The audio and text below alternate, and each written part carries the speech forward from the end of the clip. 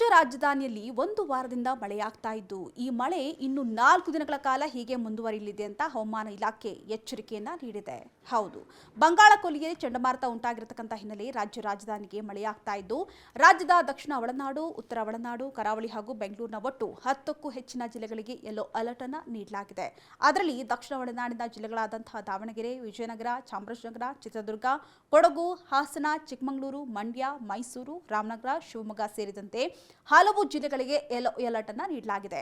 ಇನ್ನು ಉತ್ತರ ಒಳನಾಡಿನ ಜಿಲ್ಲೆಗಳಾದಂತಹ ಬೀದರ್, ಕಲಬುರಗಿ, ಹಾವೇರಿ, ಕೊಪ್ಪಳ, ಬಾಗಲಕೋಟೆ, ರಾಯಚೂರು, ವಿಜಯಪುರ, ಯಾದಗಿರಿ ಜಿಲ್ಲೆಗಳಿಗೂ ಕೂಡ ಯೆಲ್ಲೋ ಅಲರ್ಟ್ ಅನ್ನು ನೀಡಿದ್ದು ಧಾರಾಕಾರ ಮಳೆಯಾಗುವಂತಹ ಸಾಧ್ಯತೆ ಇದೆಯಂತೆ. ಇನ್ನು ಕರಾವಳಿಯ ಜಿಲ್ಲೆಗಳಾದಂತಹ ದಕ್ಷಿಣ ಕನ್ನಡ, ಕರಾವಳಿ, ಉಡುಪಿ ಜಿಲ್ಲೆಗಳು ಕೂಡ ಯೆಲ್ಲೋ ಅಲರ್ಟ್ ಅನ್ನು ನೀಡಲಾಗಿದೆ.